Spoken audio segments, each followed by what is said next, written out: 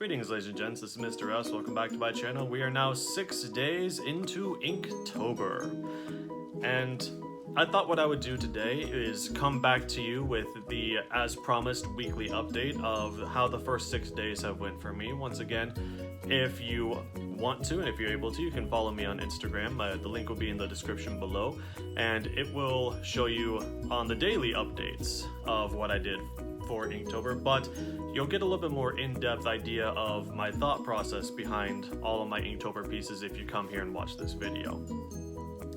What I thought I would do first, though, is do a quick run-through of the supplies that I'll be using for the entire month of Inktober. The first thing that I did was I went through for the month of September and I drew out a quick idea of what I wanted to do for every single day of October for each of the prompts. That way I wasn't trying to come up with something the day of and then get it drawn and then get it inked. For almost all of the main line work that I'm doing in my piece, this year I'm using my Copic Gas and Fude nylon brush pen. This has a nice flexible nylon tip, which means that it actually behaves more like an actual brush, so you can go from thick strokes to thin strokes with the same pen without you having to switch around. But the catch is it's a little bit difficult to control and to learn how much pressure you actually have to put on the pen to get the line strokes that you want. But I wanted to push myself this year to really try to get better with using the brush pen. For filling in large areas of black, I'll be using my Pentel Pocket Brush Pen. This is one that I used a lot last year, but I found it to be the best at covering large areas quickly without having to resort to using my Gas and Fude Copic pen because those are a little bit pricier, and these ones have a removable and replaceable cartridge inside. For any line art that I want to have pushed further into the background, or that I want to use texture and to create shading on, I'm using my Copic multi-liners. I'm using these ones because if I ever want to come back and do Copic coloring on them, then I want to be able to know for sure that the ink will not smudge and wash off, so I'm using the multi-liners. They come in a variety of different size of nibs, and that allows me to get whatever size thickness I really need, which is really useful for doing small areas of shading and detail work to create different textures. So with all that out of the way, ladies and gents, let's go ahead and get into the first 6 days of Inktober and a quick synopsis of my thoughts while making them. Starting with day 1, ring. So when it comes to ring, I had a little bit of trouble getting started with Inktober this year because I did something that I shouldn't have done, which was go against the thumbnail that I designed, which you're going to be seeing very shortly, but I had the idea to do the Ring of Power from Lord of the Rings, you know, Sauron's ring.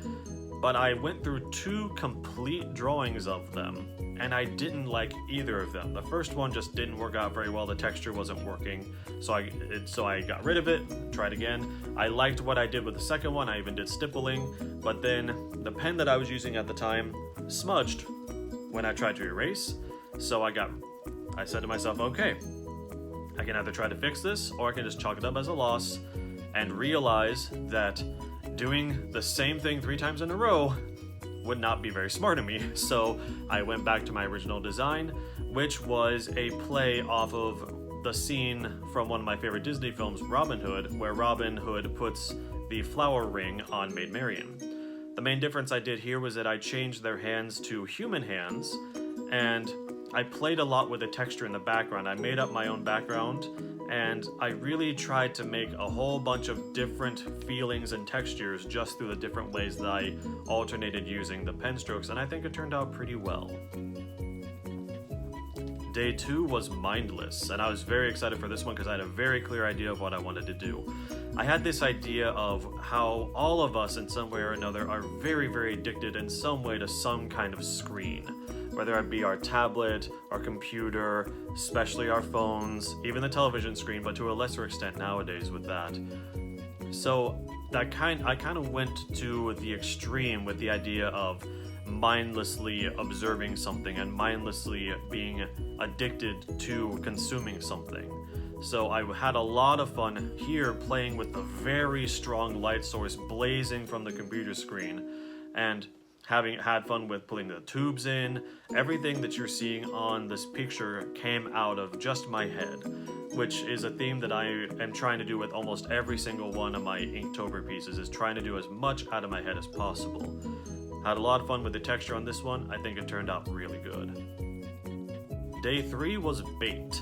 A lot of people I saw did the typical thing of, you know, like fishing or like some kind of fish, which I thought of at first too, but then I had this idea that kind of extended from day 2 with Mindless, where you saw this phone on the ground, you just had to pick it up. And then of course there's a cord going back to some kind of presence in the back. This one I'm really pleased about because I'm learning to restrain myself when it comes to putting too much unnecessary detail in. I was tempted to put a lot of detail on the character's hand and glove, but what that would have done was, because there's so much texture and detail in the bushes and in the grass and in the trees in the background, putting too much detail on the character in front would have made everything blur together. So instead, sparser detail on the character in front means that you can easily make out what is going on and have no difficulty with clarity of the image. I'm very, very pleased with this one. Day 4 was another really exciting one for me. It was Freeze. Probably pretty typical for someone to think of Mr. Freeze, especially if you're a comic book nut like myself. But once again, the composition was entirely my own. I posed myself for the picture and then created Mr. Freeze on top of it. The idea for me was to have the glass ball kind of barely show reflection in the background. I had a lot of fun creating the intense shading around Mr. Freeze, contrasting with the fairly subdued shading inside the snow globe. I just had a lot of fun with this one, and it's probably one of my favorites that I've done so far, bar none. Day 5 was a tricky one for me. It was build. I had an idea for something related to Minecraft, I had something related to Legos. The prompt I even had, thumbnail that I had drawn out, was for someone building a stack of carts into a tower. But then, the day of, I just had this flash of this older carpenter or this older like clay sculptor making a bust of a woman, like a woman's face. And then I just knew I had to create that one. So I'm really pleased with this one, with the character that I created. I used my brush pen to create the texture of his hair and of his beard. Everything you're seeing in the composition came completely out of my head, and I'm very, very pleased with the different textures I got, and I like that this one starts to tell more of a story too. I think this one will look really great, especially when I put color in after Inktober is done. And finally, we come to day 6 today with Husky. Now with a prompt like that, the first thing anyone is going to think of, and probably a lot of people are going to do, is the dog breed Husky. And I was very tempted to do that too, but I just wanted to do something a little bit different. So I decided to have this idea of this really beefy, muscular guy, because I've been working really hard with my muscle anatomy and I wanted to put that to the test. So I built the main body of the character just from my head, and then I decided to get a little bit topical and do an anime reference with Lord Escanor from the 7 Deadly Sins. This guy is a very beefed out character in that anime and manga, so I decided to reference his face and then drew my own slightly different version of Escanor to fit the style of the piece that I had. Very, very pleased with this one, and once again plays with the idea that I'm trying to not do too much unnecessary detail. I'm putting the detail where it needs to be, and I'm just letting my line work speak for itself. So there we have it, ladies and gentlemen. That is my update video for all 6 days of Inktober that have happened so far. In case you're curious too, this is the actual size of the images that I'm doing. They are 6x9, and I'm keeping it consistent every single day. I've varied the size of my pieces a lot in the past for Inktober, so I felt that doing a single consistent size all the way through would make things a lot less stressful. So please let me know in the comments down below if you liked any of them, for starters. Maybe you thought they were all terrible. I don't know. I can't tell you how to feel. But if you did like any of them, I'm curious which one you think is your favorite, because I am personally loving all 6 of them that I've done so far. So I'd be curious to hear your opinion on what ones you think are the best. So, thank you very much for watching, ladies and gentlemen. I'm going to be doing a book vent video here in just a short while. That'll be released probably later this week.